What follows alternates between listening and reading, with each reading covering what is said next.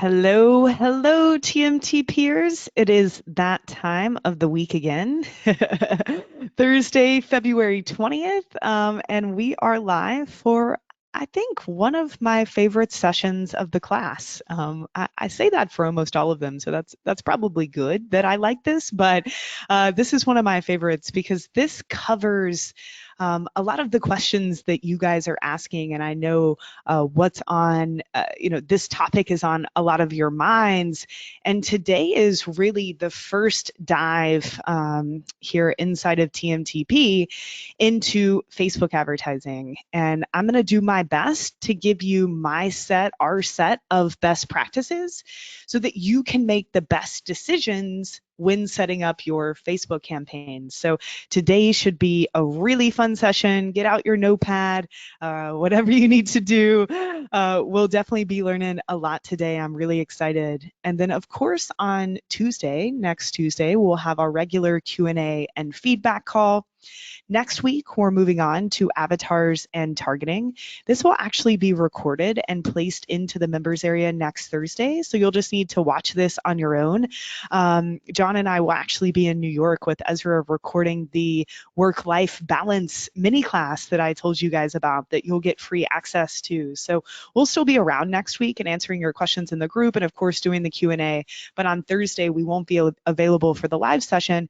So I've already recorded half of it with Russ, the avatar part, and then I'll record the targeting part, and we'll get that in the members area next week. But again, following the cadence that we use when setting up a campaign. So first, we have our overall strategy, our traffic system, and of course, everybody's is still developing.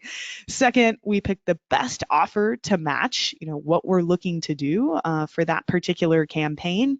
The next step is figuring out the campaign structure, as I call it, and making those decisions inside of Facebook, those micro decisions that we make as we're setting up a Facebook campaign, making sure that we're making the right decisions to suit what we're doing, where we are in the customer journey, what we're wanting out of that particular campaign. Then we're going to move on to building avatars and targeting. This is always one of the most popular sessions and very much needed just across the board. Next up will be ad copy and making sure that we're writing the best ad copy to promote your offer. Week 6 is ad creatives, and both of these weeks will be live. So targeting is the only one, over the next, up until week 7 that's going to be recorded. So ad copy will be a live session.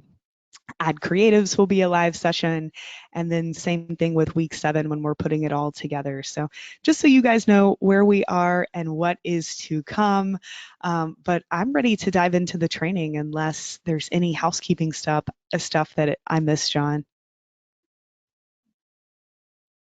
No, I think we are all good. It looks like your screen is not shared yet, just so you know. Oh no! But I'm sure you're going to fix that in just a second. But otherwise, you're good to dive in whenever you're ready. Thank you guys for letting me know. I thought you could see my screen the whole time. So we were just going through the weeks. Sorry about that. I have Molly in both my ears because I'm transcribing or recording and listening to this, so I didn't catch that it wasn't showing up. So thanks for keeping us honest, you guys. But yeah, you're good to dive in whenever you are ready, Molly.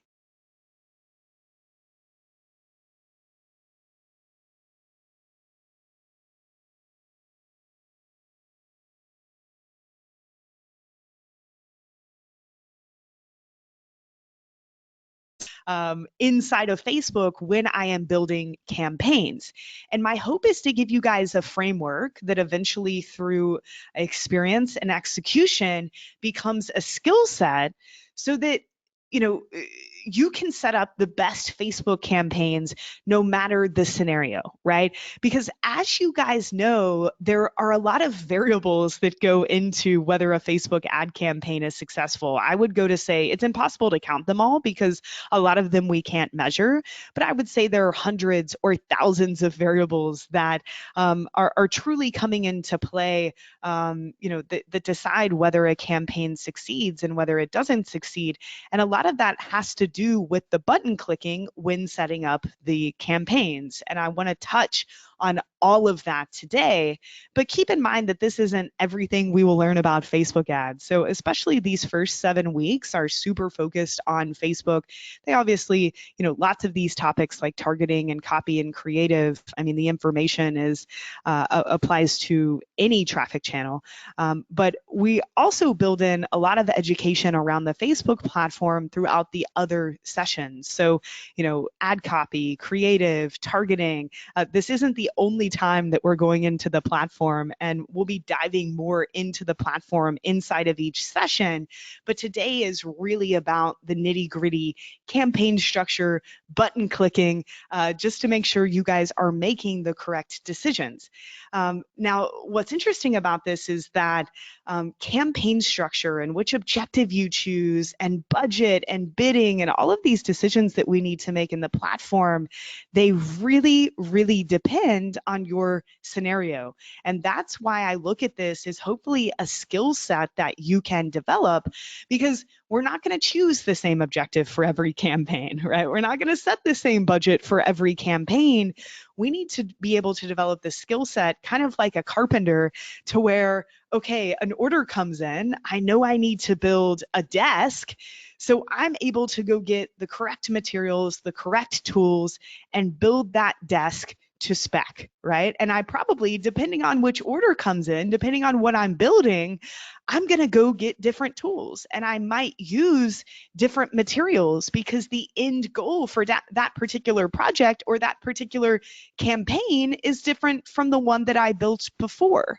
And so that is why this is a skill set, and why I like to share my best practices, because the answers to these questions when you're setting up a campaign, they're going to look different depending on the type of business you have, depending on where you are in the customer journey, and other factors that we'll get into. So I just want you guys to understand that and think of it that way.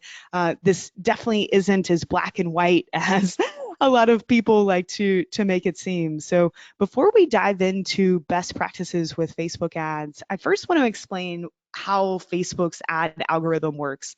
And even if you think you understand this, please pay attention, because anytime that we're using, I believe anytime we're using any tool, even if you're learning to ride a bike, you should first understand how that tool or that platform works. Because if you understand how it works, you'll be able to better leverage it. You'll be able to overcome any challenges that you face a lot easier, because you have that bigger picture understanding. And most people that are using the Facebook ad platform, they don't understand what they're even doing, in a sense of how this is working, right? They might think that they know how to set up the ads, but they're not quite sure what they're participating in. So a lot of things that are happening just don't make sense. And the first thing to understand is that as advertisers, and back in 2017, they haven't come out with an updated metric that I've seen in a few years on this, but 3 years ago, I guess a little bit over 2 years ago, there were already 6 million active, right? Not just people who have created ads managers or business managers, more than 6 million active advertisers on Facebook at any given moment. And I'm sure this number, I wouldn't be surprised if it's more like 8 to 10 million now. This isn't a number that should scare you or create any scarcity. This isn't a bad thing. I'm actually happy with more marketers hopping on the platform, because I know that the best marketers will win. And if I know what I'm doing, it doesn't matter how many people are on the platform, because I can outperform them. And I think that's what's important to understand, is that this is an auction, and at any given time, you are competing against the other advertisers that are advertising on that platform that day, and specifically advertisers that are wanting to reach the same audience or similar audiences as you are, the people that you are competing for in regards to attention of this certain market. And this isn't just okay, I'm going to submit this campaign, I didn't get any results. So obviously no one wants to buy my product or service, right? A lot of the questions when it comes to troubleshooting and optimizing and wondering why things aren't working or why your traffic is more expensive than your friends comes down to the understanding of this auction. And think of this auction as like a numbered list in regards to a market. And the companies, the advertisers that are ranking highest in the auction, that are at the top of that list, that have the highest score, it's actually ranked by a score that I'm going to tell you about here in a bit. Those are the advertisers that get the cheapest traffic, they get the most reach, and they usually get the best results. As long as people, of course, are purchasing or opting in or taking that action, if they are ranking high in the auction, they're most likely to be getting a really good return on that campaign. So I want you to visually think about that whenever you're submitting a campaign. You are literally submitting yourself into an auction where Facebook is going to rank you against other advertisers, and where you are on that list. I don't think it's an actual list, but it's a good visual. That's going to affect essentially the success, or at least the reach and the cost of our paid ads. So questions like, hey, Molly, I had a campaign that was running.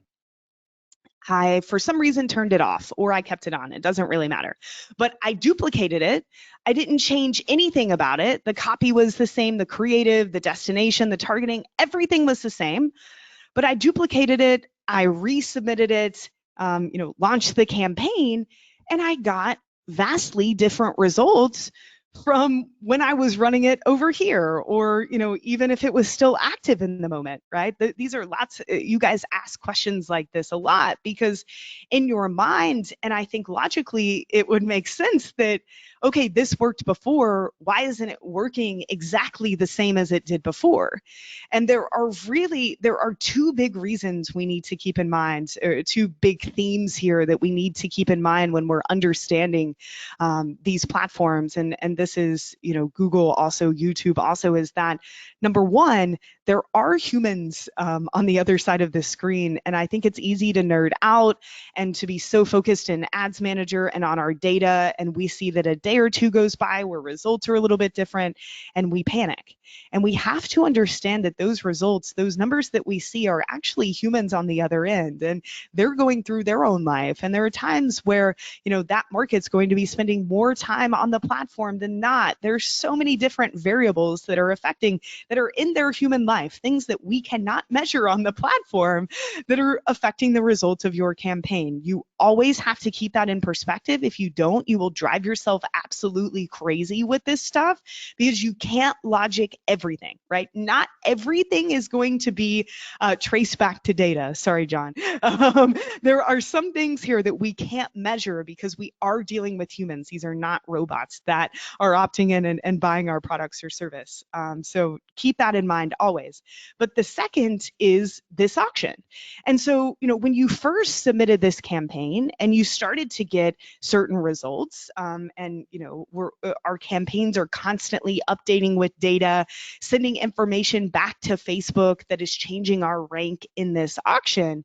And the first time we submitted this, we might have been in a very different place in the auction. Maybe there were even different competitors in the auction than there are right now, but there were certain variables in play and certain activity that happened that maybe that first time allowed us to rank higher and get better results. And then the climate changed a little bit, variables changed, and we duplicated and resubmitted. And even though it was the exact same campaign assets, we got different results. And that is because our rank in this auction changed. So really basic way to describe this.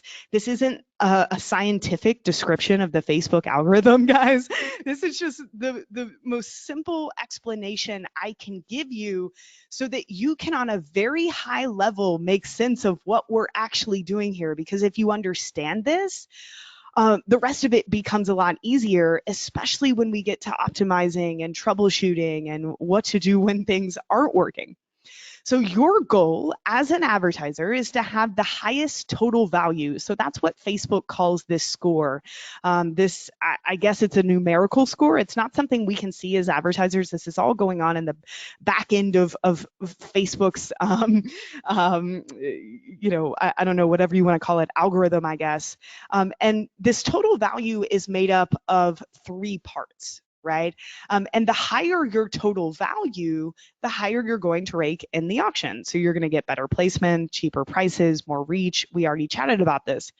So an ad's total value has three components, and it's really important to understand these components because if you do a solid job when it comes to these components, and what goes into these components is everything you're learning right now, having a good offer, having a good conversion rate on your site based off of what you're telling Facebook you want, picking the right objective, really solid copy, creative, everything that we're building together, targeting, affects these three components, but you need to understand them so that you can understand why possibly you're not ranking in the auction as high as you would like. So the first one's bidding, the second is estimated action rate, and the third is user value. And I'm just going to quickly tell you what these mean because they're kind of just words that Facebook made up. So the first one is action rate, and this shows up if you've been in Ads Manager before, you know that at the ad level, there are diagnostics that Facebook has started to report back to us over the last few months, where for a particular ad, we will get a below average, average, or above average in three different categories, and it's engagement rank, quality rank, and conversion rank. And those rankings are pretty much reflected in these three parts of the total value that I'm about to chat about now, but I'll get more into those a bit later.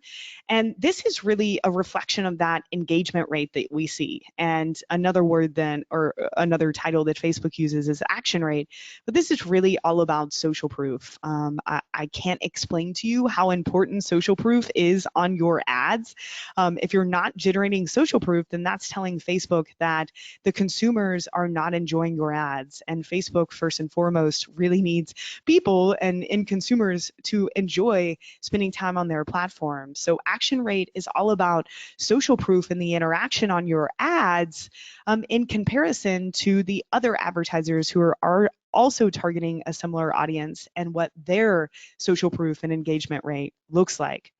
The user value, the second part of this is more about user experience. And this means a few different things. So again, this is a way for Facebook to really control the consumer experience and make sure that they're giving advertisers who are providing the best experience possible, the highest rank in the auction. So this factors in a few things. A lot of it has to do with what happens after someone clicks on your ad. So based off the objective you have chosen, is that person actually taking that action, right? When they visit your site, how many pages deep are they crawling? When they visit your site, how much time do they spend there? Or are they just clicking over to a landing page and immediately hitting the back button? You know, that tells Facebook this was not a good user experience. And this is really reflected in that conversion rate ranking when it comes to diagnostics at the ad level. But again, this has to do with the user experience, with everything in the campaign that doesn't really have to do with the ad. So the social proof and the click-through rate is really how Facebook is looking at this action rate, and if people are enjoying your actual ad. And this user value, this user experience is about everything that's after the ad and making sure that people have a good user experience. And this matters because this is a great example. A few months ago, a buddy from college posted on Instagram a picture of him wearing a jacket that was way too small. And he said something to the effect of, don't buy jackets from Instagram, because you won't get what you paid for. And I reached out to him and I'm like, hey, buddy, you know that that's a brand who is buying advertising. It's not actually Instagram selling you this item. But this is a common misconception. And if people have a bad experience with a company that they purchase from via a Facebook or Instagram ad, a lot of time that heat comes back to Facebook, and that's not a good look. And so they are not only wanting to reward advertisers that run really good and really compelling ads, but they also want to make sure that you provide the product that you said, that shipping speeds are quick, that people had a satisfying experience with you even after they clicked on the ad. So some of us have, especially those of us selling physical products, what Facebook calls an ad customer feedback score. This was introduced about a year ago, but this is based off of information that Facebook gathers from post-purchase surveys that they put in people's news feeds after someone purchases from us. And they ask things like, did you get the product on time? Did you like the product? This is a score out of 5. So this is obviously a really good score. This is Boom score. The higher the score, the more reach you're going to get, the cheaper your ads are going to be, and just you're going to be in good graces with Facebook. If this gets below a 2, Facebook will actually temporarily pause your advertising and can even shut down your account. And if you get below like a 3, things just kind of get sticky with all of your campaigns. So this is just one example. You can figure out if you have a feedback score. Not all accounts do. Like, I don't think our info businesses do yet, John, but they're really using this especially to try to weed out people that are like drop shipping and selling products that don't arrive for 6 months. And then again, Facebook takes the heat. So this is just one example of how they're measuring that user experience. Like I said, most websites, almost every site that you're sending traffic to from an ad has the Facebook pixel installed. So they know time on site. They know what actions people are taking. They know if that aligns with the objective you chose from the campaign, and they are monitoring that, and that is factoring in to your overall rank in the auction. So guys, this is why we spent last week on your front end offer. This is why a lot of our 4 months together will be me critiquing your landing pages and your post-click experience, because all of that matters in regards to the success of your campaign. So feedback score is just one variable of thousands affecting this aspect of your ad performance. And then the third part of what factors into your total value is bidding. And the other two aspects of this are more around the consumer. So the social proof, the post-click experience, the bidding, this is really the part that we more so control. I mean, obviously we control all of it because we're creating the assets. But the bidding aspect of this is more of the tactical button pressing decisions that you're going to be making in the platform that we will chat about later. But this third part is really just Facebook factoring in what you told them you are bidding for and how much you're willing to bid for certain actions or whatever it is that you're optimizing for. So more on that later, but that is the third factor here that plays into how Facebook is calculating this overall score that affects how we rank in the auction, which affects everything here. So I know that was a lot of information and not in the platform, but again, we have to understand how the machine works, no matter how advanced we are at this, or if we're just getting started. If we don't understand how it works, then we can't use that information to the best of our ability. So I think that's really, really important. And something else that's so important to keep in mind when it comes to Facebook, and this explains a lot of the decisions that they make when it comes to Ads Manager. This explains especially a lot of the decisions that they make when it comes to terms of service and policy, which I'll talk about later. But the key to understand is that Facebook really, really doesn't want to look creepy, right? They don't want to look like they are collecting all of this personal data and then selling it to advertisers, especially after everything that happened with Cambridge Analytica and the scrutiny that Facebook has been under the last few years. You guys might have watched Zuck go in front of Congress. That was hilarious to me in a lot of ways. Just, yeah, Congress, their understanding of digital marketing kind of blew me away. But Facebook's under a lot of scrutiny. I mean, you can see here in this study that was done in 2018, people were asked based off of all of these tech brands, which ones they trusted, which ones they didn't trust. And Facebook was definitely the most or the least trusted. And I actually saw that Russ, who I introduced you guys to, and you'll be seeing more inside of his business, The Click, in his newsletter yesterday, he actually ran, or he gave the survey results for a survey he ran a few weeks ago to his list, and he asked, based off of the big platforms, which people trusted as a consumer, and only 3% of people said that they trusted Facebook.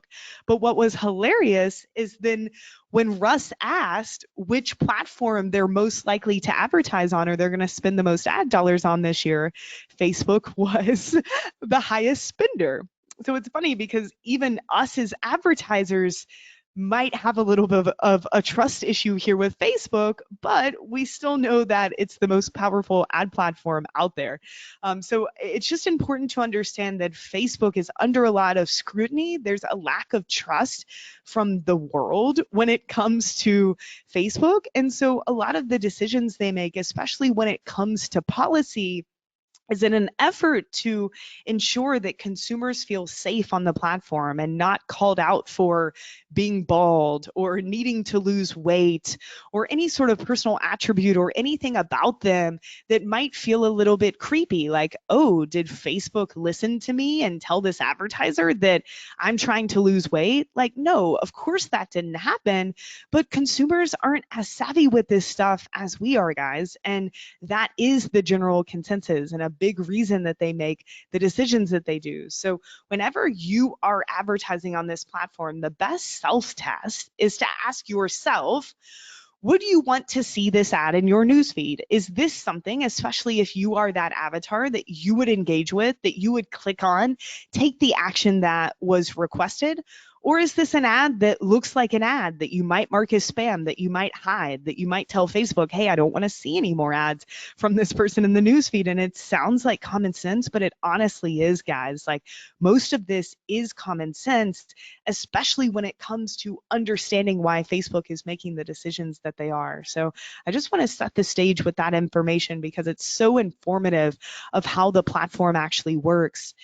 And usually right now in this training, I go pretty deep into Facebook's terms of service, kind of what they are, the markets that are really gray area and how to handle that. I've actually decided to just shoot a separate video about this so that I can go a bit deeper. There are just a lot going on with Facebook terms of service, especially the last few months. So I feel like I need to go deeper here than I usually do in this class. So that's going to be a video that I shoot for you guys over the next few days, and that's placed here in this module. And especially for anybody selling in the finance space, if you're in health, if you're in fitness, if you're talking about or selling something that has anything to do with a person's physical body that isn't like clothing, right? Anything they would put on their body, anything that they would digest in their body, anything that would help them lose weight or feel better, you really need to watch this terms of service and video, and I hope all of you do, but especially if you're in a gray area, please watch this because I do a lot of advertising in the health space, and particularly with things like the keto diet. And there are ways that you can definitely advertise, but there are things that a lot of people are doing that are going to get your account shut down really quickly. So that's going to be a separate video, John. I told you this before, but just so we can go a little bit deeper. So thanks for understanding that, guys. I want to get into the rest of this content. So how do we set up high converting campaigns, right? This step is usually not taken seriously enough because inside of Ads Manager, where you build campaigns in Facebook, there I've got a bunch of campaigns I'm going to show you today. But when you go to set up a campaign, this is the first thing that you see. You know, it looks pretty simple over here. There are only a few buttons on this first screen. I mean, it looks visually really simple. And there are reasons for that. I've actually done a lot of studies with Facebook's engineer team to help them make this more intuitive for you guys, because I still don't think it's that intuitive, but it does look simple.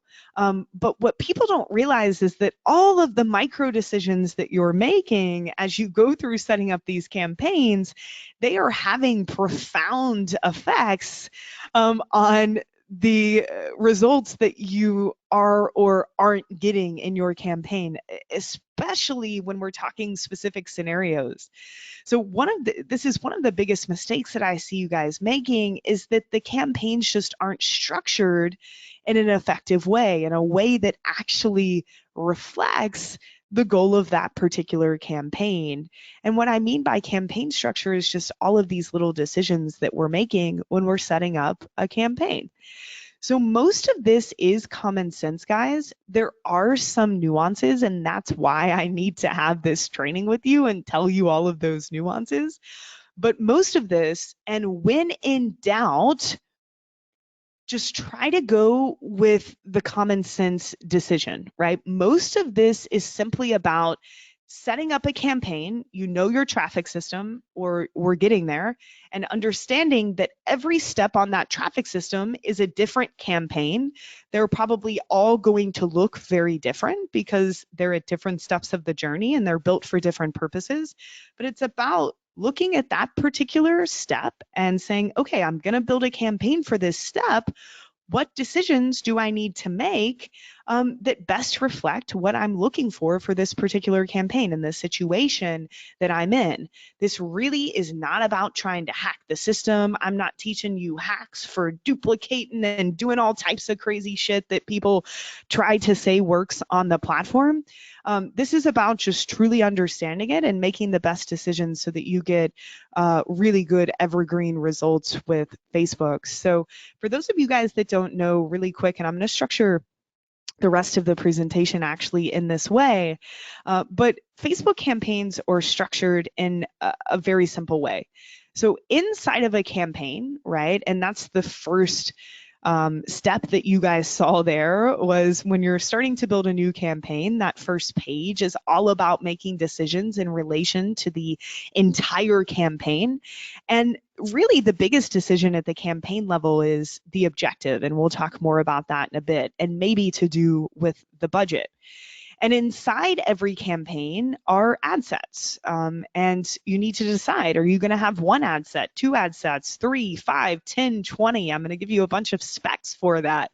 But ad sets live within campaigns. And usually the difference between your ad sets is the targeting and or the budget. So those are normally the decisions that you are making at the ad set level. And usually what sets ad sets apart is the targeting.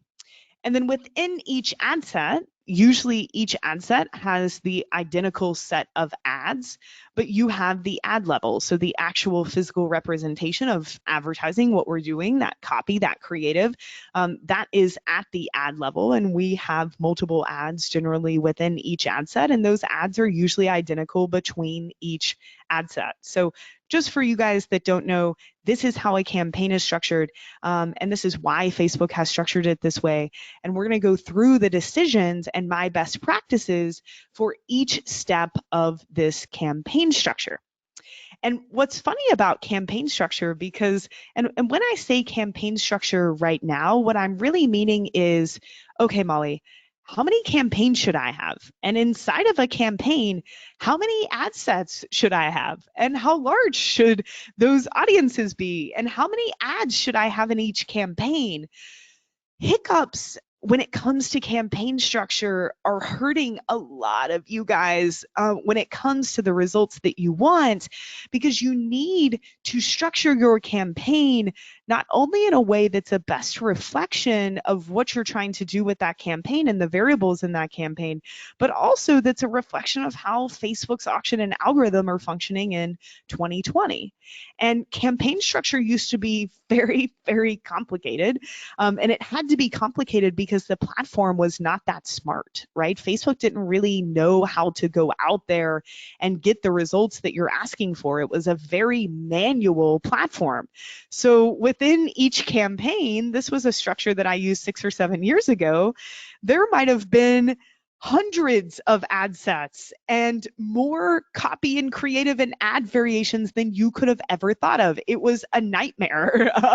And we had to hire people just to set these campaigns up. And sometimes they even looked like this. I'm not kidding. Like, we would have to go in to that level of complexity to almost like hack Facebook to get the results we wanted, because there was barely any machine learning there. Like there was Facebook didn't know how to get us the results that we wanted. It was a very manual platform.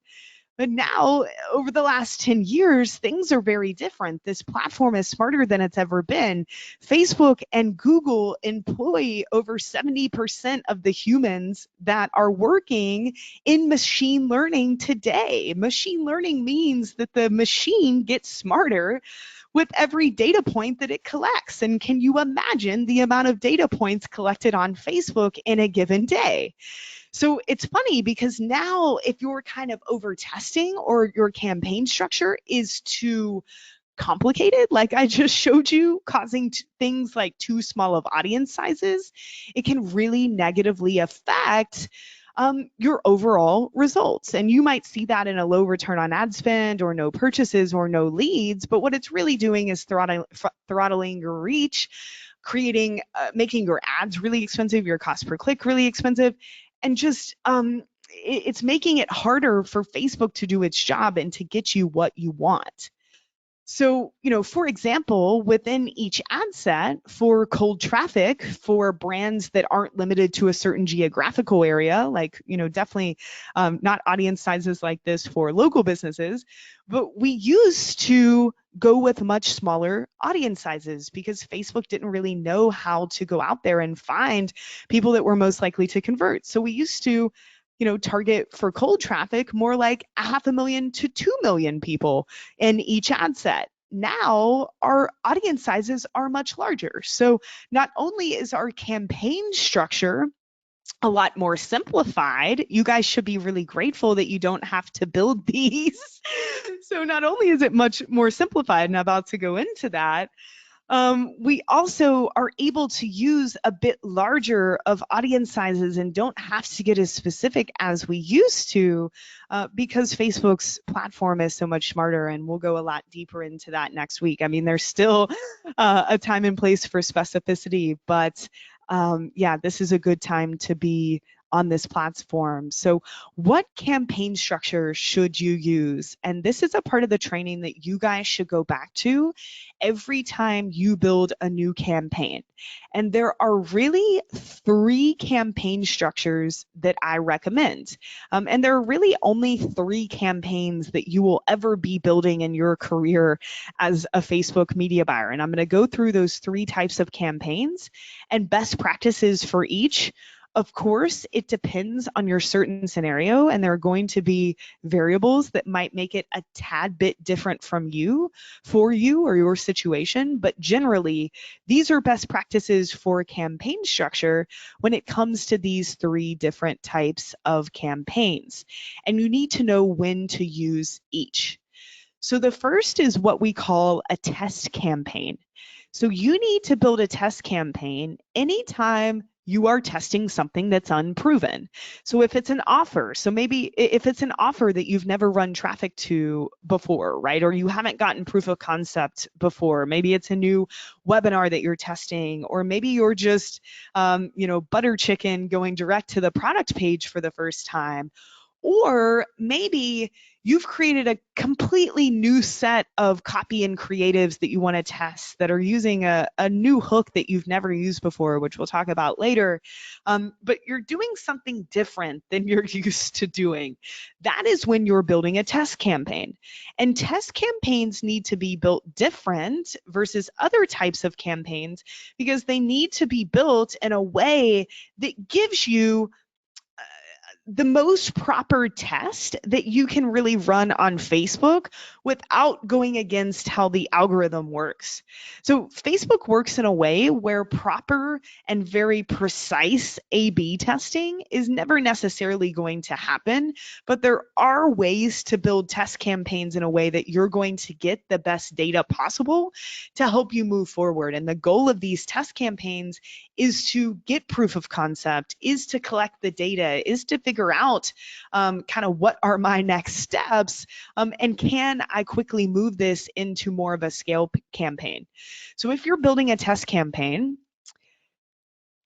in terms of the number of ad sets, and we'll talk more about objective here in a bit, I'm using more ad sets inside of test campaigns than I do in any other type of campaign out there.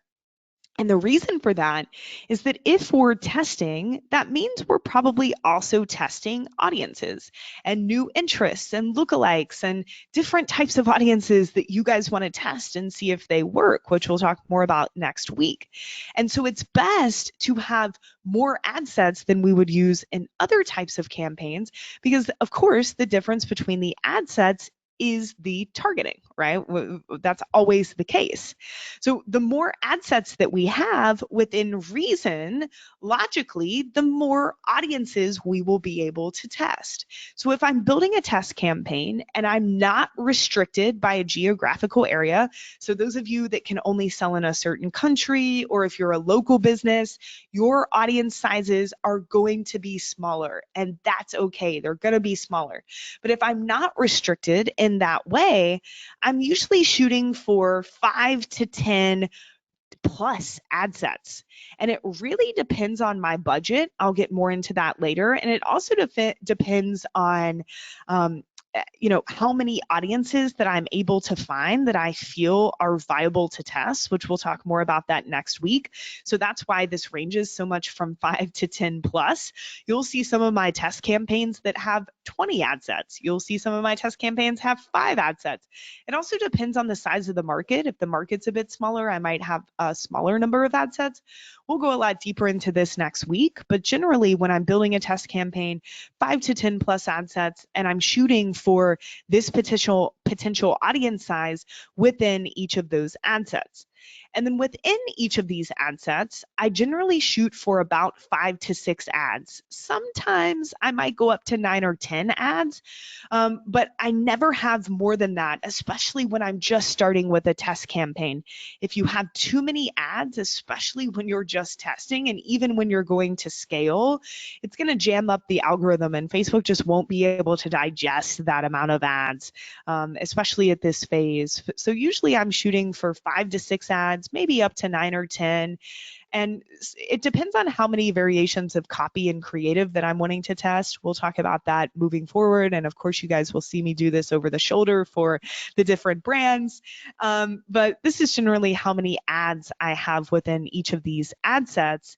And then for test campaigns, if this is still possible in my accounts, I'm setting budgets at the ad set level because I want that control in terms of making sure that all of my ad sets are getting equal reach so that I can run the most proper test possible. If you no longer have the ability to set budgets at the ad set level, then you would just want to set up a campaign, even though you're using CBO, for each of these ad sets, which will mean a lot of campaigns in your account, but it's just going to be the way forward if they truly force all of us over to CBO, which, by the way, if you have more questions about that, check out the bonus training on that topic. So if none of this makes sense to you guys, like number one, a lot of you guys that are more advanced and have been doing this information is going to show you possible mistakes that you've been making. if you're brand new, this might sound like a foreign language, and just know that eventually all of this is going to make sense. And you're going to be grateful that you have this playbook to go back to when you start setting up your campaigns. So don't fret if you don't understand a lot of this yet, it will make sense.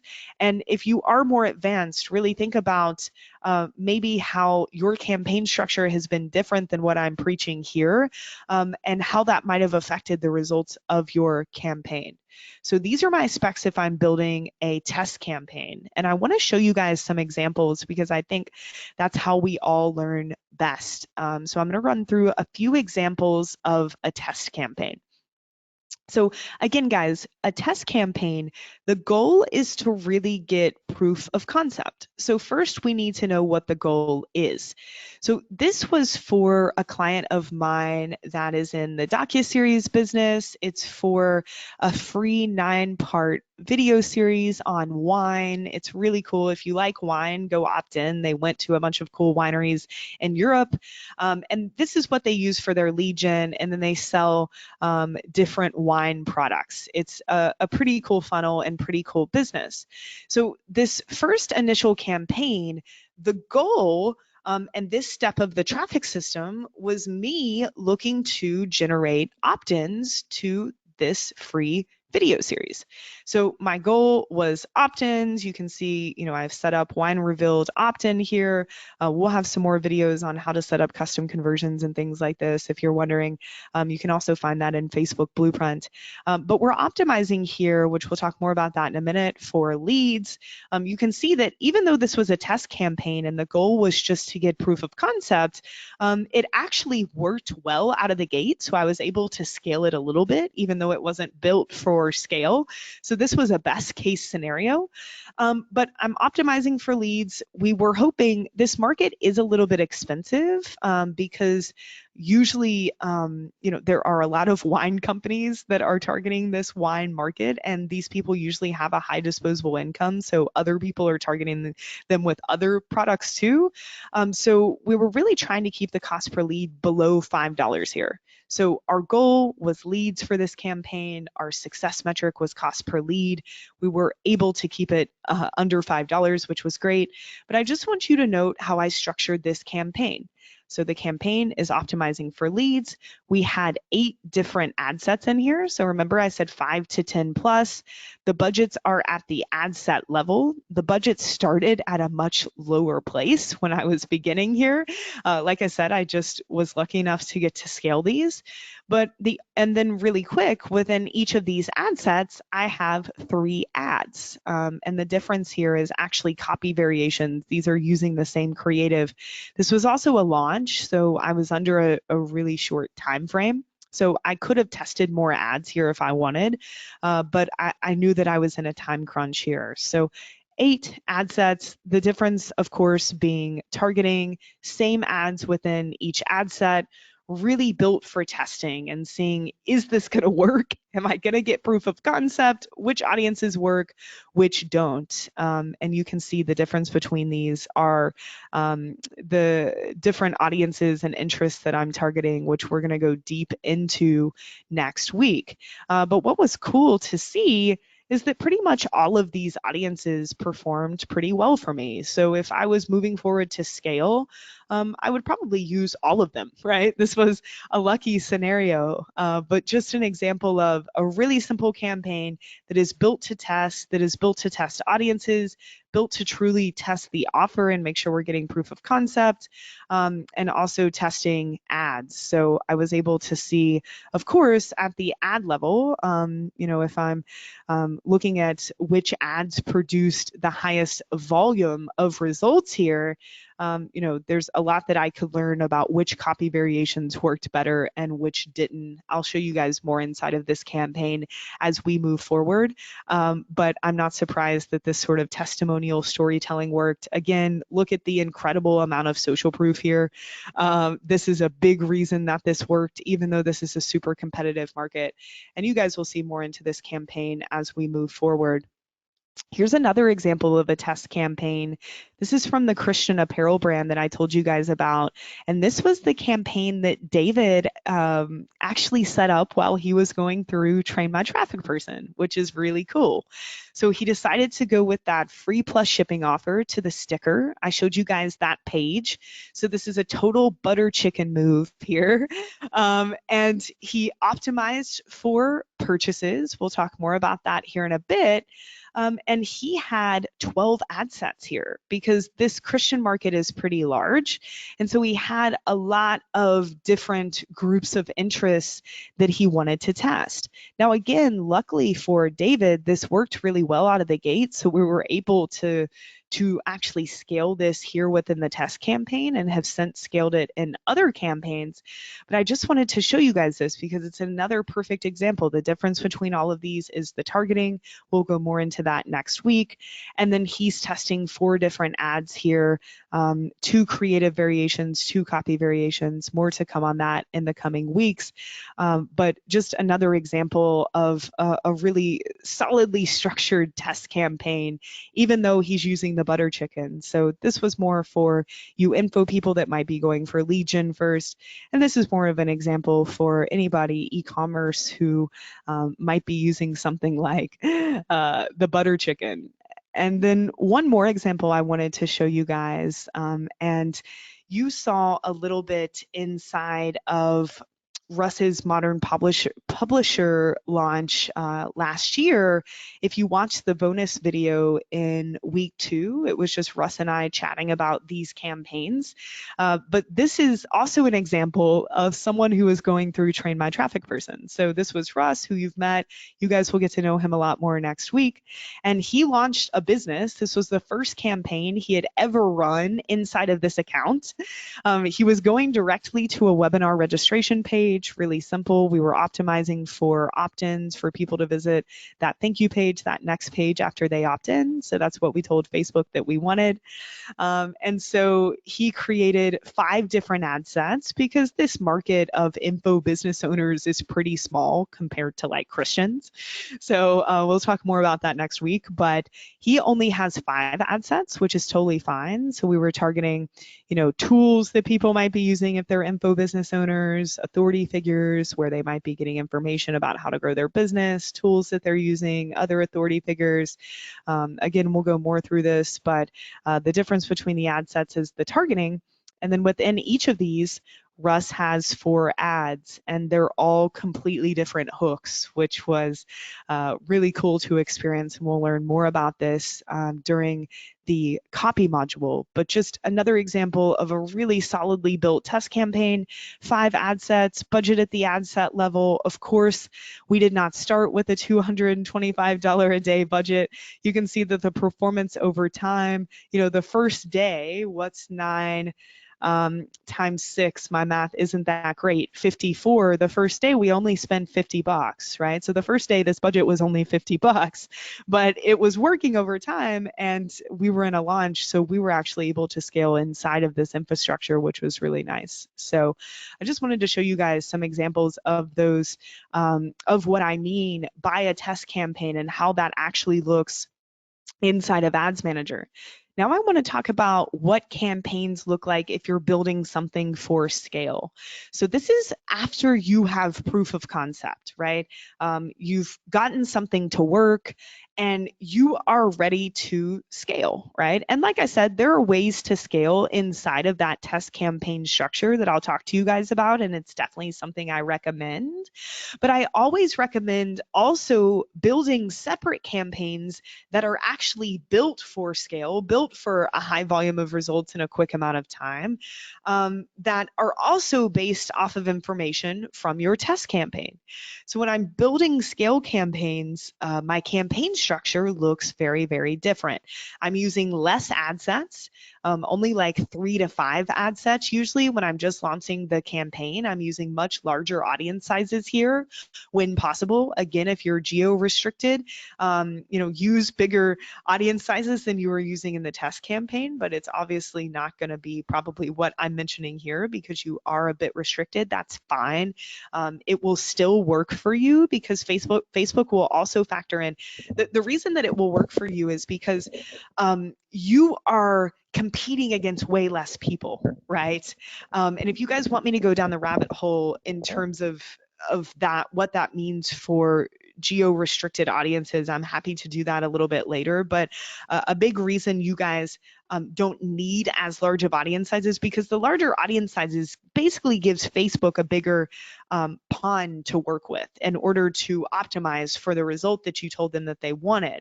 And of course, that's based off of what other advertisers are doing too. So when it comes to a geo-restricted area, there's just not that competition there. And so the auction is a lot more, like, think of it, it's a lot less competitive. And so those audience sizes don't need to be as cushy to give Facebook a ton of people to work with as they are when you're targeting worldwide audiences or when you're selling in multiple countries. And I can explain that a little bit later if you guys want me to go in further detail. But when I'm building campaigns for scale, the audience sizes are a bit larger because this is proven. I know that the Pixel has data. I know that Facebook knows what they're doing. We've, we're optimizing for leads, and those leads have been generated before. Those purchases have come in.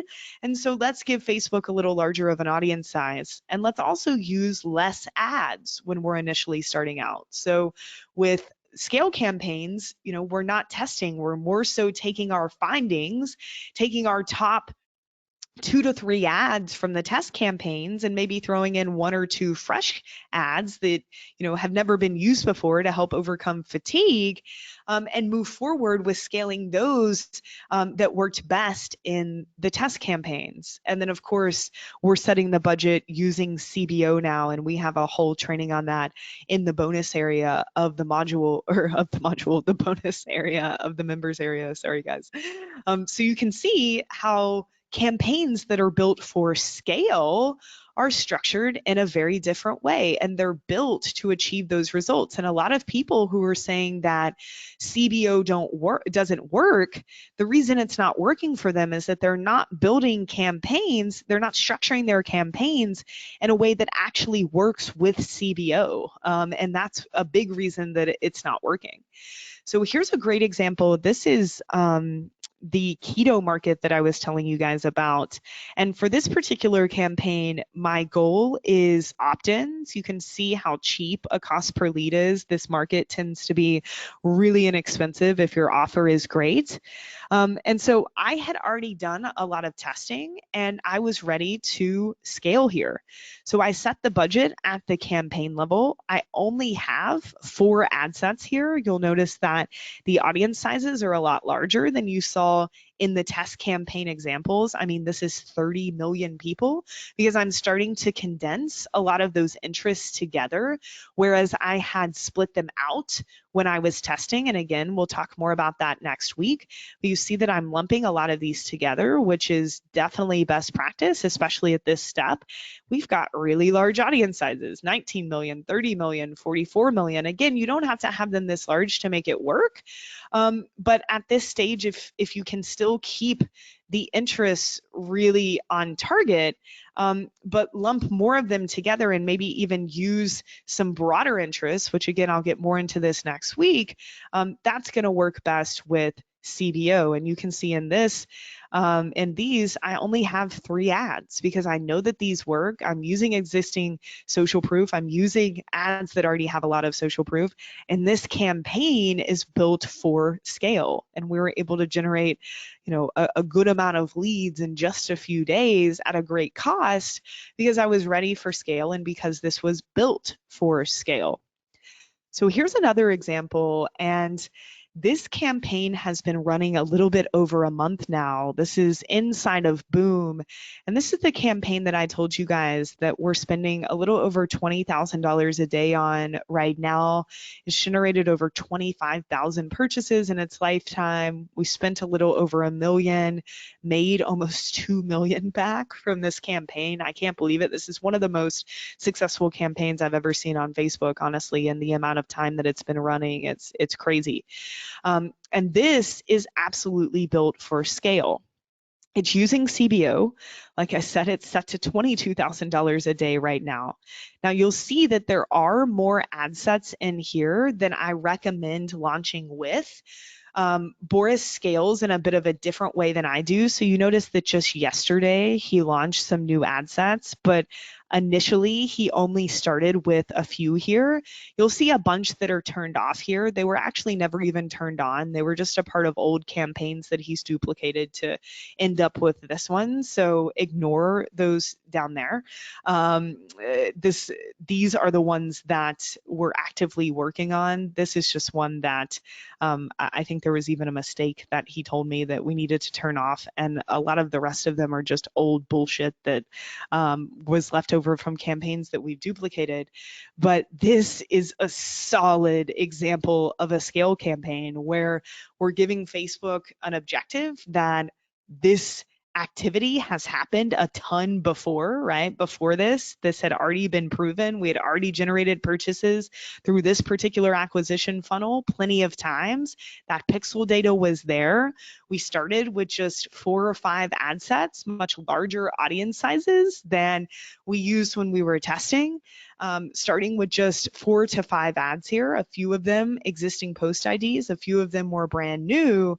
And you can see, especially out of the gate, these initial ad sets, wow, the volume of results, just crushing it here. And even these new ones that we've started to introduce, even just yesterday, last week, I did a bunch of new interest research for them. And Boris just launched this here. And again, I'll talk more about that next week, but they're starting to just scale even further here. So this is a really, really advanced scaling campaign, but an example of this setup that I'm chatting about just at extreme scale, and one of the, again, most successful campaigns I've ever seen. I'm really excited for them. This is an example from Smart Marketer from us here with Train My Traffic Person. And you guys might have seen this in the bonus video where I went through our last launch that's in the members area. But this is another great example of scale. So this is a campaign that was built for the step of the traffic system that is that 7-day mini class. So now we lead these launches. We start off these launches generating opt-ins for a free 7-day Facebook mini class. And so the goal of this is lead generation. We're going for a cost per lead under about $3 to $4. And this is something that I had tested before for a few months. And this January was truly ready to scale. So this was a campaign, again, that was using CBO because we obviously don't see budget at the ad set level here. Only 5 ad sets at least to start. This market is smaller. This whole digital marketing entrepreneur market is much smaller than like Ezra's market of women over the age of 50. So you don't see the crazy like 30 million. Here you do. Not all of them are that large though. And this just shows you that we can do okay even with some smaller ad sets at this level, even though some of these are a bit larger than I remember. So yeah, 10 million, 4 million, 30, 20, I think another 20. So these are kind of all over the board, but they are larger than the sizes that I used to initially test. And each of these has 6 ads in them. So a little bit more than I recommend, but I liked all the ads and all of them worked really well for us before.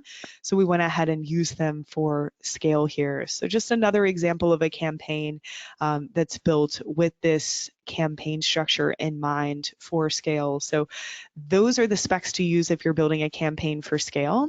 And then last but not least, guys, the other type of campaign that you might be building inside of an account is obviously a retargeting campaign.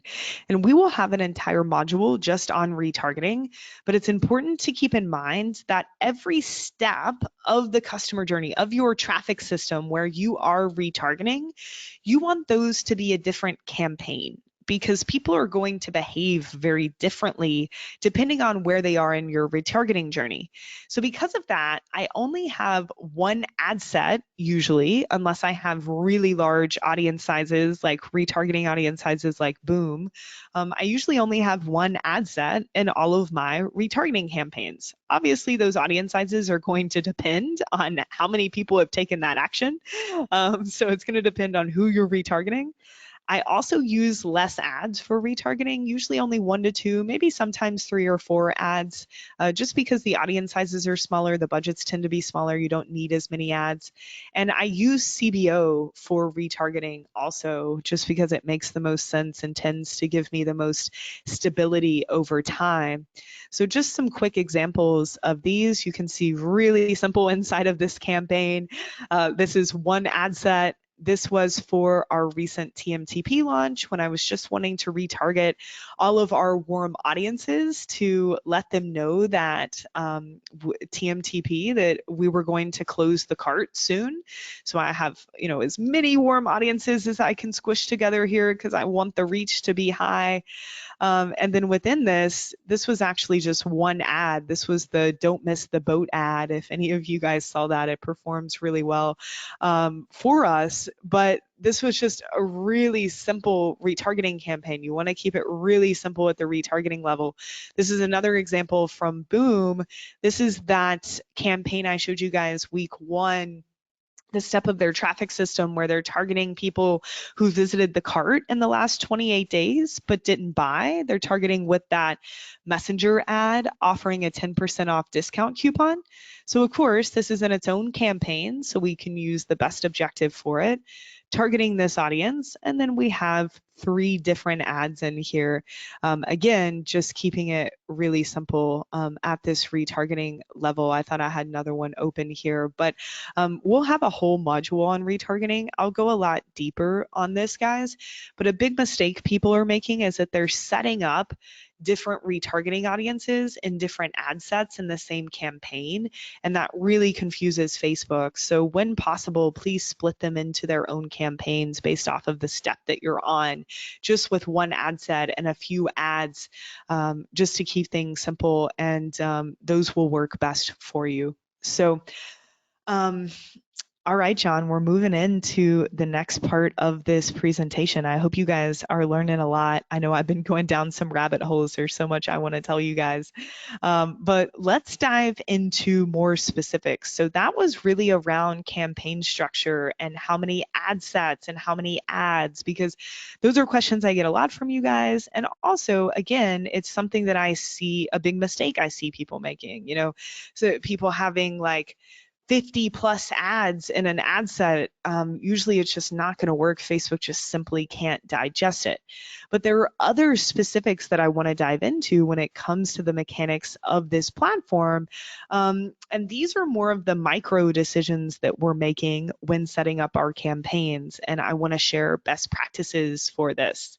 So the way that I'm going to move through the rest of this presentation is actually by walking through the kind of 3 layers of a campaign: the campaign, the ad sets, and the ads. And we're going to start at the campaign level, right? So, you're going to create a brand new campaign on Facebook, and this is the first screen that you see here, right? You're first presented here at this campaign level. And the first thing that Facebook asks is, what's your marketing objective? This is what I'm talking about when I say objective. And this is one of the most important decisions that we make as Facebook advertisers. And the decision is going to change depending on where you are in the customer journey, depending on what type of business you have, depending on whether you're testing or scaling, depending on what your budget is. There's so many factors that go in to choosing the right objective. So this is definitely something to pay attention to. And it's an aspect of this membership to truly take advantage of, to post your campaigns for critique and make sure that based off of what you're trying to achieve, that you're choosing the right objectives. Because Facebook presents, I think there's around around 10 to 12 here, these objectives, and it looks like such a simple choice, right? Like, duh, I want conversions and purchases, or no, I want traffic. And it looks like such a simple decision. Oh, but it's not that simple. So let's go into the part of this training where we're going to learn when to use each objective so that hopefully you are never left guessing. And as I said earlier, factors that affect objective, this is really important to understand. This is the most common sense part. Of course, what are you wanting to accomplish, right? For this particular campaign, why are you building this campaign? You want to make sure that the objective fits that. But you also want to take into consideration things like potential audience size, because if, let's take, for example, you are retargeting a really small audience of people, maybe 500 people, that is way too small of an audience size for Facebook to be able to get the conversion or purchase objective to really work for you. So the potential audience size, there are some nuances around that that we'll get into. As I said earlier, your budget also comes into play, because let's say you're telling Facebook that you want purchases. You think you're going to pay maybe $10 per purchase. So your daily budget is $10 a day. That $10 daily budget, if that's your budget, you really can't use the purchase objective for that particular campaign, because you wouldn't even be able to really generate one purchase a day. You might generate one purchase a day, and that's just not enough activity. That's not enough information back to Facebook for them to truly be able to optimize that campaign. So your budget does come into play. And also, as a result of that, really a result of the potential audience size and the budget, the volume of results plays into this too. So these are factors that we really need to consider when we're deciding on our objectives. And I don't expect you guys to memorize this or know this right off the bat. This is something this is a training you should continue to come back to and listen to.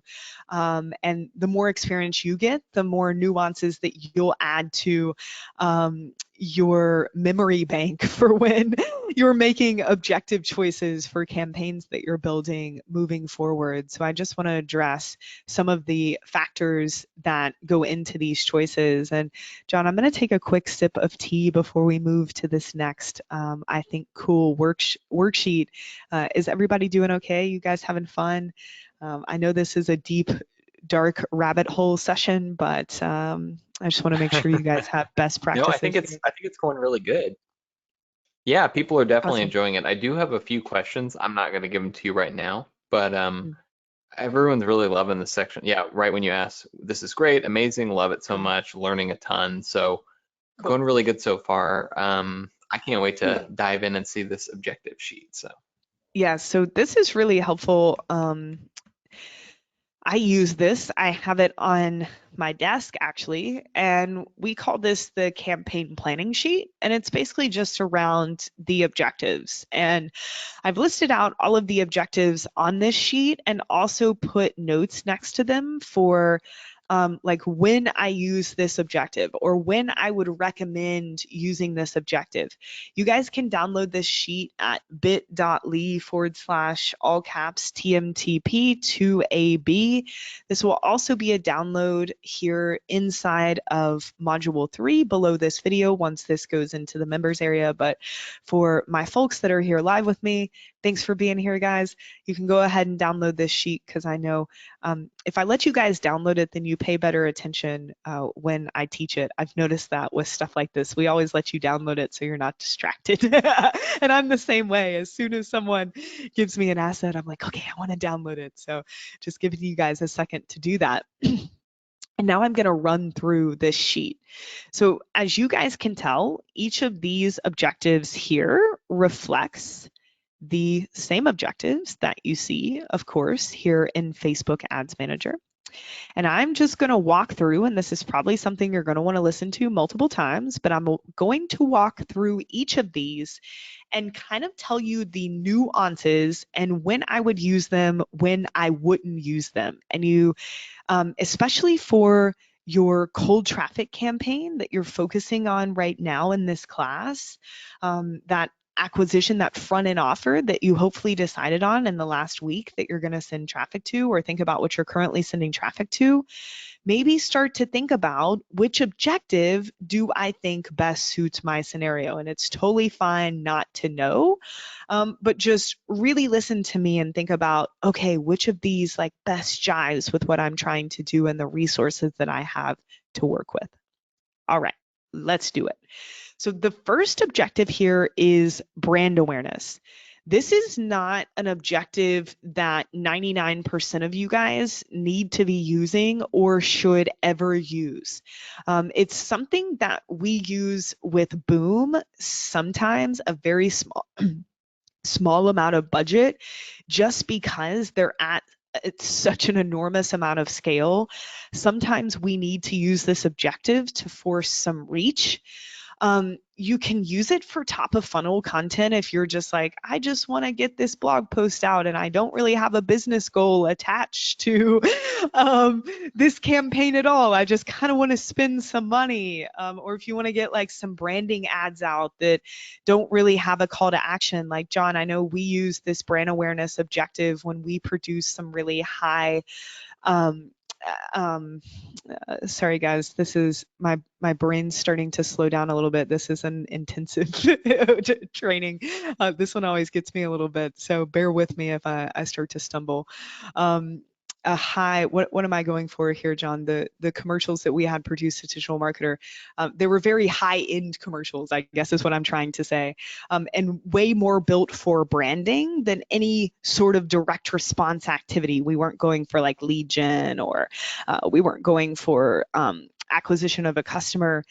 Those are really the only times I would use brand awareness. So most of you guys aren't ever going to use this. Please ask me, even if you're thinking about using this for a certain reason, just ask me and I'll tell you if it's a good fit. It's usually not. So that's brand awareness. I'm not going to spend time on the ones that I don't use very often. I've only used brand awareness in one ad account ever. So that should tell you something. Okay. The second one, and guys, keep in mind that based off of your objective, so what you tell Facebook you want out of your campaign, that is really how they're going to report your results back. So for campaigns that are optimizing for conversions and purchases, that's why we're seeing purchases here. For campaigns where we're optimizing for conversions and more so leads, that's why you're seeing this here.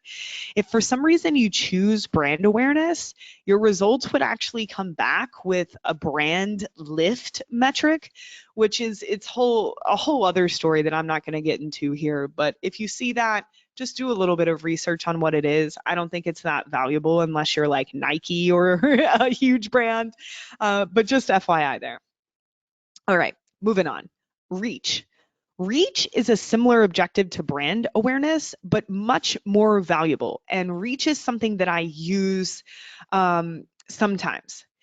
So really the only time that I use reach is typically at the bottom of the funnel, when I have a small audience size. So usually anytime I have an audience size of less than 5,000 people, that's when it becomes difficult to use most of our favorite objective, which is conversions, if you're going for purchase or lead or something like that. When you get deeper into the funnel, your audience sizes get a lot smaller. And so sometimes this objective doesn't work as well. So reach can be a great plan B if you're really wanting to go for purchases, you're wanting to go for conversions in some way. But for some reason, maybe because of your budget or your audience size, you just can't do that. So for example, in this last launch that we did for TMTP, I used the reach objective once, and I used it at the end of the launch, the very last day, when I wanted to retarget all of our warm audiences and just say, hey, this is the last day. And I used reach because I knew that objective was what I wanted. I simply wanted to reach you guys. I wanted to reach as many of you guys as I could. And so that was the best objective for me to use that deep in the funnel. So reach, I mean, you could use it top of funnel sometimes if you wanted. Again, only if you're a huge brand. The only reason most of us, more direct response advertisers, should be using reach is at the bottom of the funnel if you're getting to a step in the traffic system that just has a really small audience size. So that's reach. I'm not going to go any deeper there. Okay, traffic. This is one of my favorite and most used objectives. So traffic is, it can be used in a lot of different ways, honestly. So when you're using traffic, you're basically telling people, or you're telling Facebook that you want traffic over to your website. And Facebook gives you a few options. So once you select traffic as your objective here, and you continue forward, here at the ad set level, they give you some optimization, some ad delivery optimizations. And guys, whenever it comes to this area, it comes to deciding on an optimization in regards to a particular objective. Anytime that I change that, like usually I leave that on default is what I'm saying. Usually when I select an objective and I get to this ad set level, I leave this optimization at whatever default Facebook had it at. The only time that I might change it is when I list those optimizations here below a particular objective here. So those are the optimizations I most recommend using. And so with traffic, Facebook gives you a few options. You're telling them you want traffic, but at the ad set level, you have another optimization choice. You can say, I want landing page views, so I want people to actually land on the page, load the page, or I just want link clicks, or I just want daily unique, or I just want impressions. I almost always go with landing page views, guys. Just keep this here. It will send the most quality traffic to you and people that actually want to stay on the page and not like some bullshit bot traffic that somehow might get in your way, right? Or people that just click on stuff and never actually load the page and immediately hit the back button. So I love to use traffic sometimes at the top of the funnel. So maybe if I'm running traffic to a pre-sale article, but I don't have the budget or volume to use conversions and purchases like Ezra does. Maybe if I'm just wanting to send traffic to a blog post to build a retargeting audience, that can be great. But I mostly use traffic at the bottom of the funnel, specifically for non-e-commerce businesses. So for example, you guys might have seen this in the training that I did about the TMTP, the last TMTP launch, the bonus video we gave you guys. There were a few campaigns more in the bottom of the funnel where I was wanting to retarget you guys and send you over to the sales page. But I knew that I wasn't going to get kind of the number of conversions. Facebook recommends 50 a week from that campaign. I wasn't going to maybe get the number of conversions I needed to really get the results I wanted. And traffic a lot of times can be a better choice in those scenarios because you'll get more reach, you'll get more interest over to those sales pages. A lot of times too, if you're selling something really expensive, like this is a $3,000 offer, it's expensive. And, only a certain number of you are taking this action. So the conversion objective just really isn't suited in those certain scenarios. And that's when I'll use traffic as a plan B. So traffic is one of my favorite objectives. Other ways that it can be used, feel free to ask me questions about that. But one of my most used objectives, especially for businesses that are not e-commerce, I don't ever really use traffic with e-commerce. All right, next is engagement.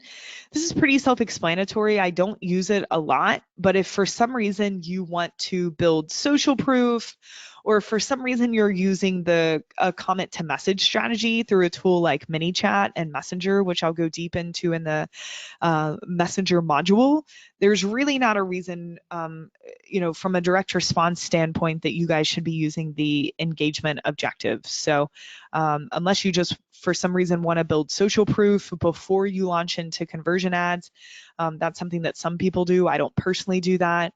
But engagement is exactly what it says, right? You want more engagement on your post or your page. Next up is app installs. From what I've seen in the intake form, we don't have any apps, at least that I remember in the class.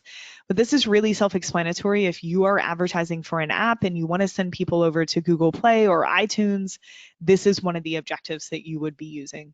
Pretty self-explanatory.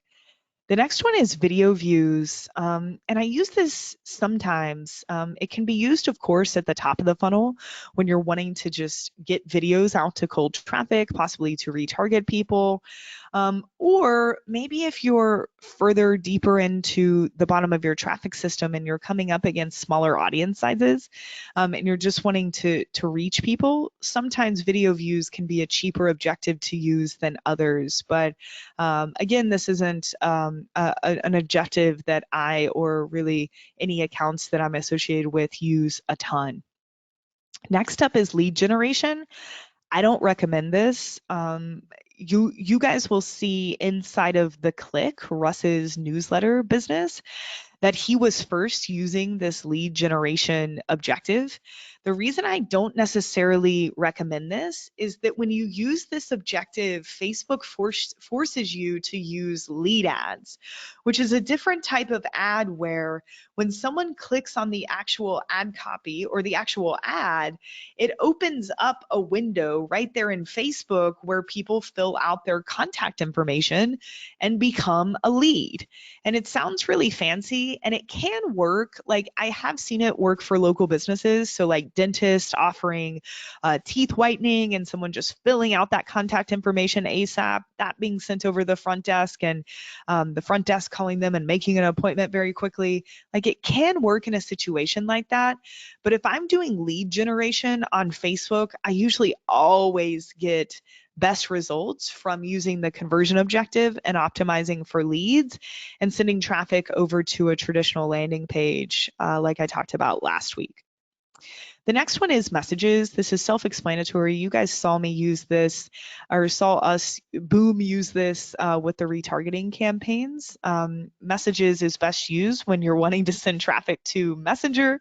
I will go deeper into this inside of the Messenger objective, but that's really, or the Messenger module, but that's really the only time you would use that objective.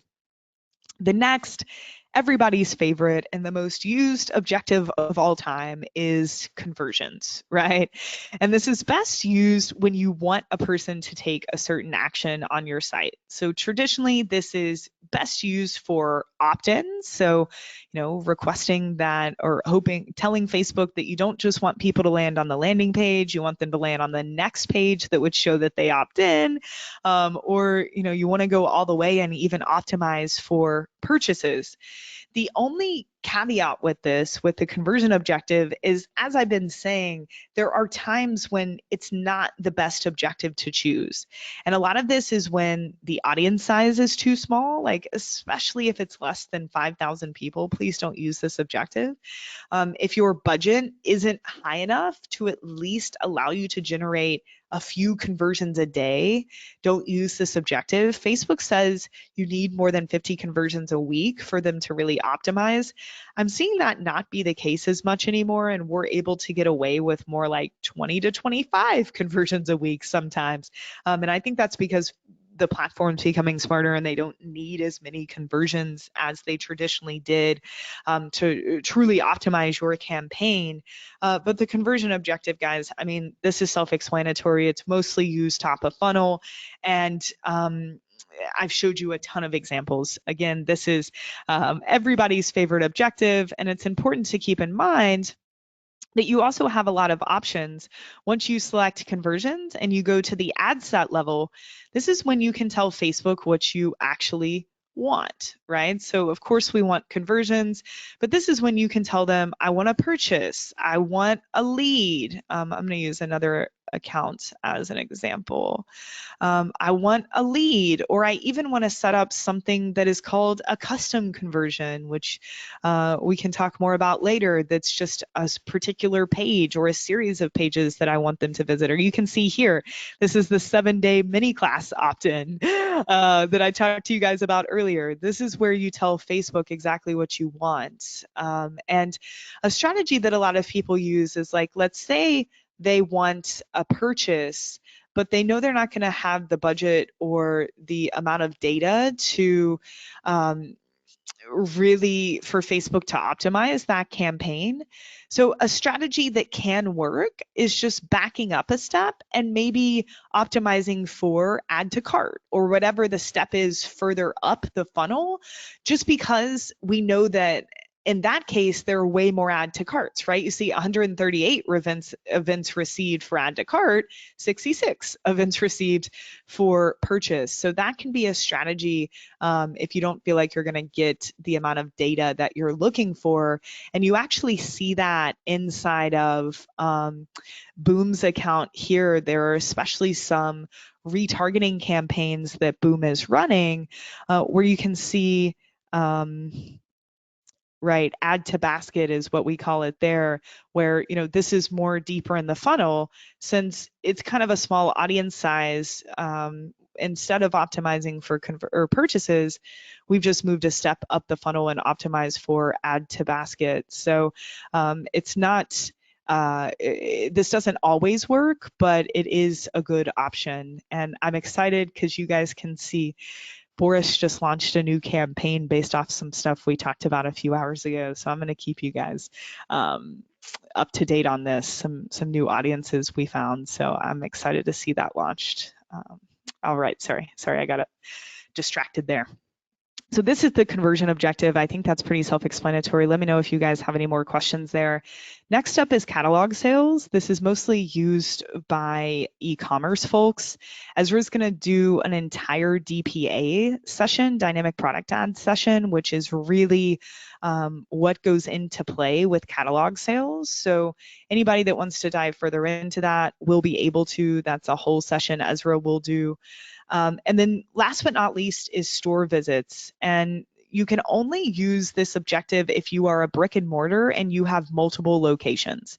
It can be a cool objective because it allows someone to see your ad, and when they click on it, it can open in maps on their phone with directions to your location, which can be really cool. I got to use this with that the dog tag, the prepper local business that I told you guys about that I worked on in Austin. But this is specifically for local businesses with multiple locations. So if you're a local business with multiple locations, definitely think about using this objective. So I just wanted to go through all of them, guys. I hope this is helpful. There are, as you can see, lots of nuances here, and there definitely can be wrong decisions to make. You're not always going to get it right the first time. So this is a great way to use this mentorship to ask me, hey, Molly, this is where I'm sending traffic to. Here's my budget. Here's my audience size. Am I using the right objective? Because it just has such an effect on our campaigns. But hopefully this helps you guys understand a little bit more of the nuances, and I'll be diving a lot deeper into this topic too as we move forward. All right, guys, so next step here is more of the ad set level. And I'm going to go a lot deeper into this next week when we start to talk about avatars and targeting, because as you guys know from this session today, most of what's happening at the ad set level has to do with targeting. So we'll get deep into that, how to split up interests, like all of the questions that you guys have next week, I promise. But there are a few other things and decisions at the ad set level that we need to make that I just want to quickly tell you guys about. First off, I want to encourage you to go read an article when you have free time. It's on something called the breakdown effect. This is really important for all Facebook advertisers to understand, especially at the ad set level. It's bit.ly/breakdown effect. Please don't read it right now. Just open a new tab and go read that when you have a chance, because we'll be talking more about this. And this is a huge explanation as to why a lot of your campaigns are behaving the way they are, or why they might behave the way they are. So I just want you to go ahead and read that, because I'm going to be talking about it a lot more moving forward. And I just really want to go through really quick, this ad set level that I told you guys about, obviously the ad set level is going to look a bit different based off of the objective that you chose. For example, we chose conversions, right? So of course they're going to ask us what conversion we're looking for. I do recommend using custom conversions when you can, but standard events like leads and purchases are fine too. Again, it just depends on what you're doing. Like if you are an info business and you're wanting a very specific opt-in to a webinar or a particular 7-day class, create a custom conversion of that thank you page. If you're doing something a little bit broader, like going for purchases, even if you're going to, direct to a product page, using that purchase is okay, and you don't necessarily have to set up a custom conversion.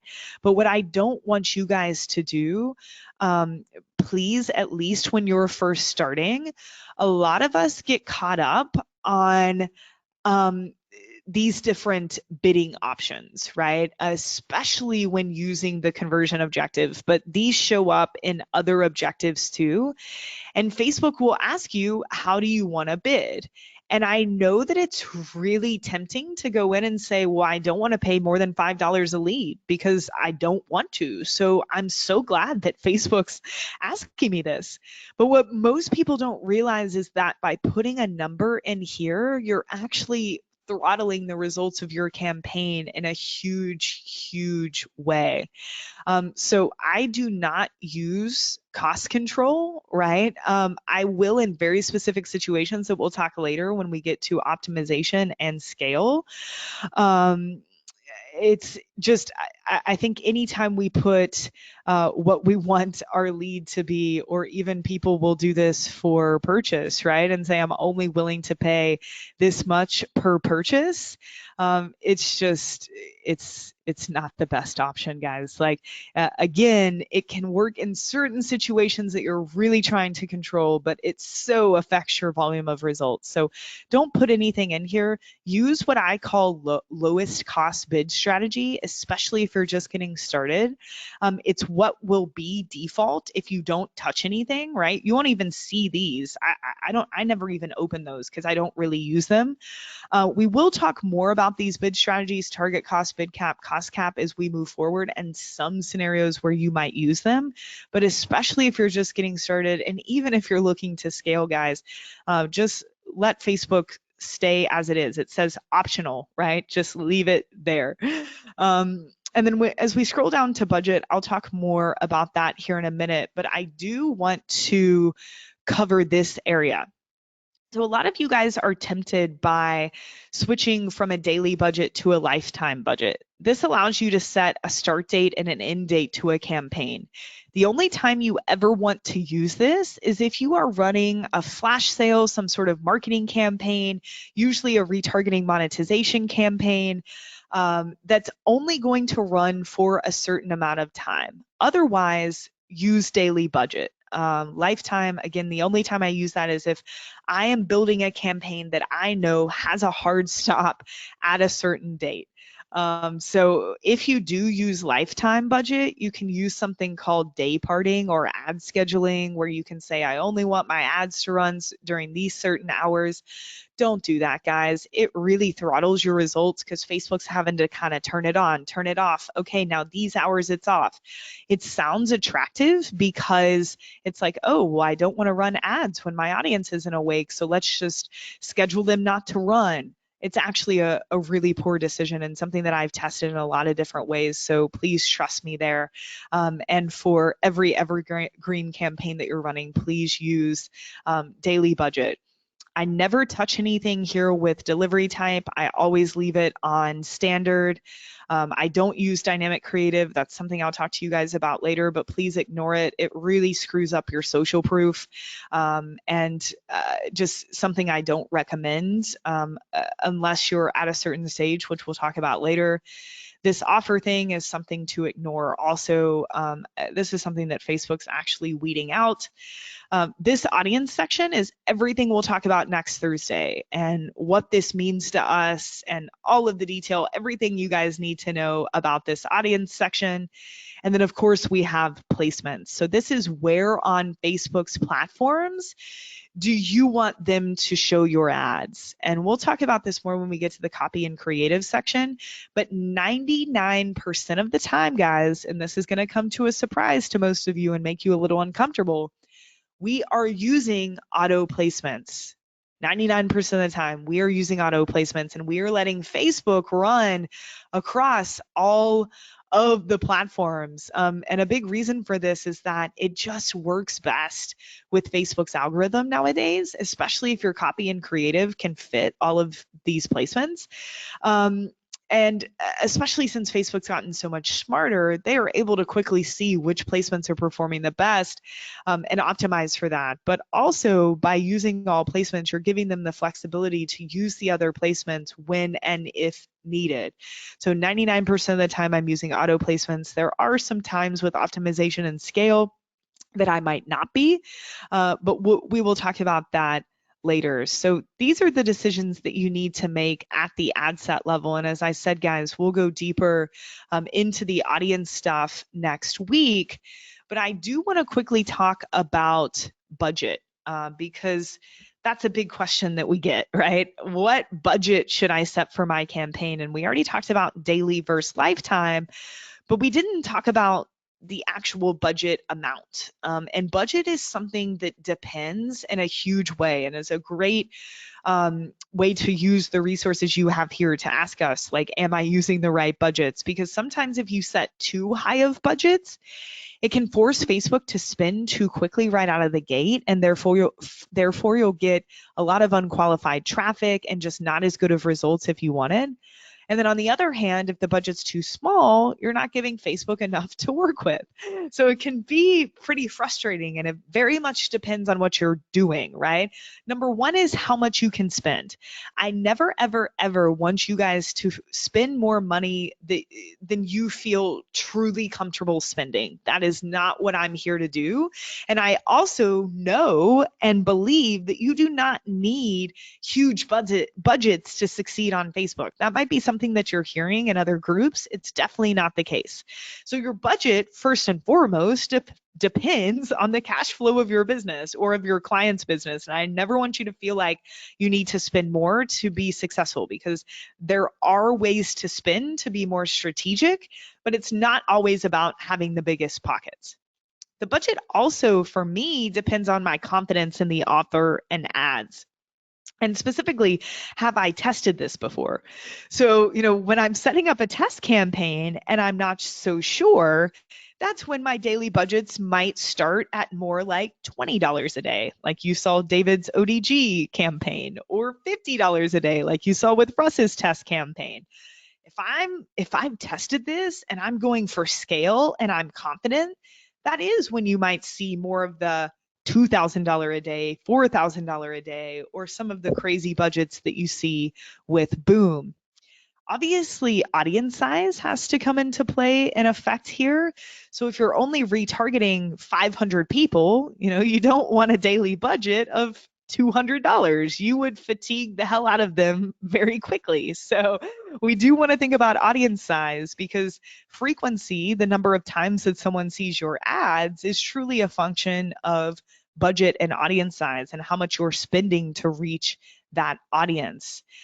And then last but not least, your budget will also depend on kind of where you are, like business wise, or with this particular campaign. I kind of touched on this already in number one, but you're either in like scale mode and you're wanting to acquire as many customers as you can at break even or a little bit of profit.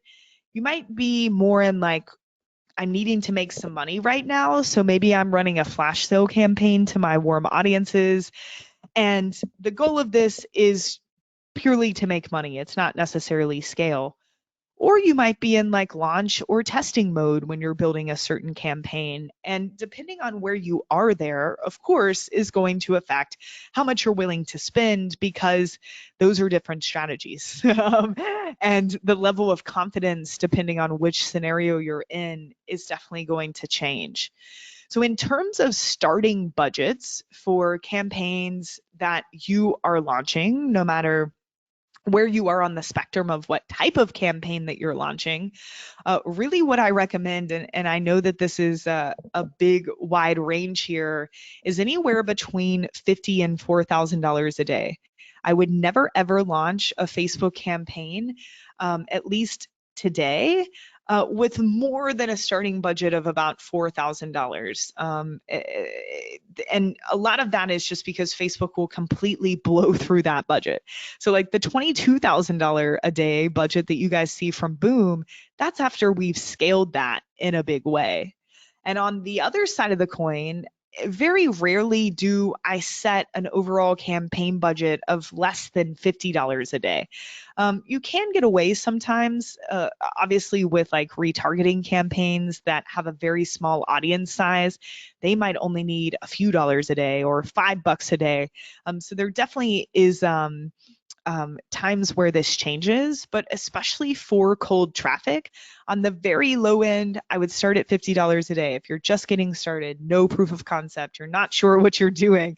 But even at massive scale that some of you guys are at, please try to not initially launch your campaigns at more than like 4 or 5 grand a day, or you'll just see that return on ad spend and CPA right out of the gate blows through the roof because Facebook's having to show the ads to a bunch of unqualified traffic. And within this range is where a lot of this depends on the objective that you're using, how many actions, how many, whatever success metric that you're going after, the volume that we're expecting. We will dive more into this, guys. Like, this is definitely not the only budget talk that we're going to have. And a lot of this depends on your type of business, where you're sending traffic to, whether you're scaling, whether you're testing, whether you're retargeting. But I just wanted to discuss budget and mostly want to make sure that you guys don't feel like you have to spend a lot of money right out of the gate to get results. I mean, you even saw that with David's ODG campaign. Those ad sets were set at $20 a day. And in his first freaking Facebook campaign, he was able to profitably scale up to 5,000 purchases. That's huge. And he started small. And same thing with Russ and the other test campaigns that I showed you guys. So we'll definitely talk more about budget, and it's just important to understand the different factors that come into play there. And that's specifically for cold targeting. When we're talking about retargeting, which again, we have an entire module on here in a few weeks. Here are some recommendations for you guys, depending on your audience size. So depending on where you are in your retargeting journey, of course, your audience sizes are going to be different.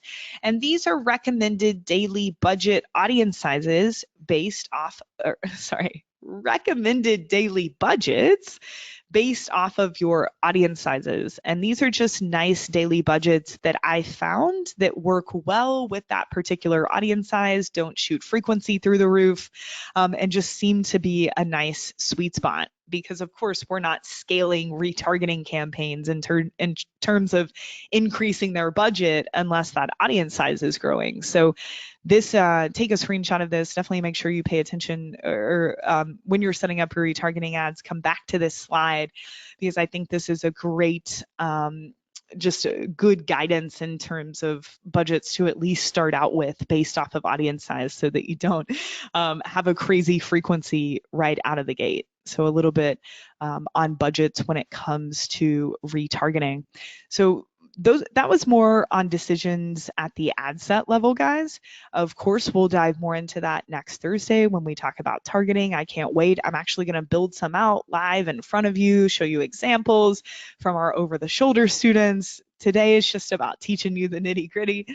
But the next step is the ad level, of course. And most of this info is going to come during the ad creative and copy sessions, because that's when I'm actually going to set the ads up for you guys. And everything that happens at the ad level really revolves around where you're sending traffic, what your creative is, and what your copy is. So everything here at the ad level pretty much has to do with the copy and creative sessions, which we haven't gotten to yet. So when we get to copy and creative, I'll show you guys my best practices for setting these up. John also has a training on the targeting stuff using URL parameters. So he'll go a bit deeper into this section. But everything at the ad level is just around actually building these ads, and we need the assets to do so first. So once we get to those weeks in this session is when we'll be spending more time, and I'll be talking more about best practices here at the ad level. So John, that is what we have for today, and just really laying the foundation and an understanding of how Facebook works, starting to get into best practices when it comes to campaign structure and these different decisions that we're making when we're setting campaigns up. And like I said, this is a skill set, guys, that you will develop over time to the point where you know that you need to go set up a campaign, and it will come to you naturally which decisions you need to make that best fit the situation of that particular campaign. And that's when you truly become the carpenter that knows the exact materials and the exact tools to use to build the type of object that is on our to-do list for the day. And I know it's a silly analogy, but it's just yeah, such a parallel between that and media buying. And yeah, this session is just about giving you guys the framework to further understand the platform. And the next few weeks is all about building the assets so that we have stuff to put into this platform and actually get it out there. So I know we will have a ton of questions. This session always generates the most questions. And throughout the mentorship, we just always get questions about campaign structure and budget and bidding and all of this fun stuff. So feel free to ask us these questions. Just make sure you always give me context. Like for a particular campaign that you're running, just make sure you let me know, here's my goal, here's where I'm sending traffic to, here are the audience sizes, here's the budget. So give me your specifics. And then I can start to recommend the best objective or the best campaign structure, or help you fit this information to best apply to the particular situation that you're in. So hopefully you guys enjoyed this. This was super fun. I know this one ran a little bit long. Thanks for bearing with us. We will be with you Tuesday for our live Q&A feedback call. As I said earlier, next Thursday's session on avatars and targeting will actually be pre-recorded. It's in the process of being pre-recorded, so that'll just drop in the members area next Thursday. We'll send you guys an email. Otherwise, John, is there anything popping up?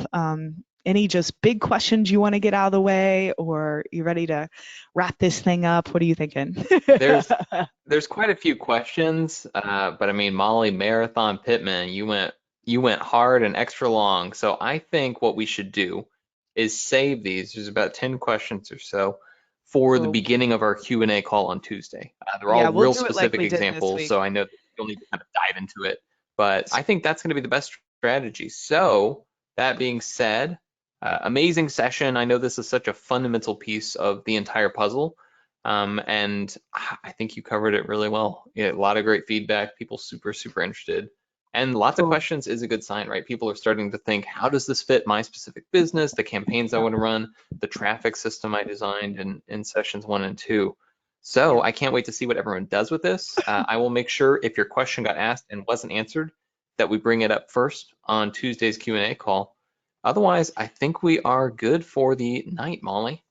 Okay, guys. Yeah, and until Tuesday, we'll see you guys in the Facebook group. So we'll be hopping in there in the next few days. Anything that's unanswered. I know we were all caught up as of yesterday, but I'm sure new stuff's come in, and I love seeing your all's work and answering your questions. So don't be shy. We'll get caught up there over the next few days. And if I don't talk to you before then, we will see you on Tuesday. And just really quick, also, John, we addressed this at the end of Tuesday's call, but anybody who is a beginner and feels overwhelmed, take a deep breath. All of this will work itself out. All of this will make sense to you in the end.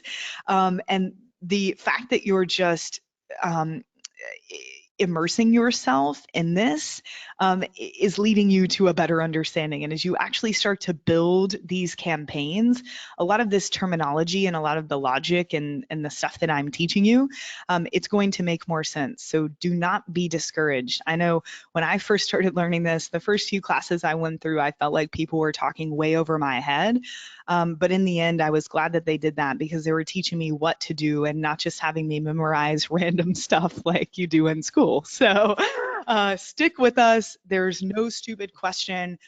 And also realize, guys, Facebook has a lot of great free resources in their blueprint area around stuff like how Ads Manager works and what all these different buttons mean. So that can be a great resource too.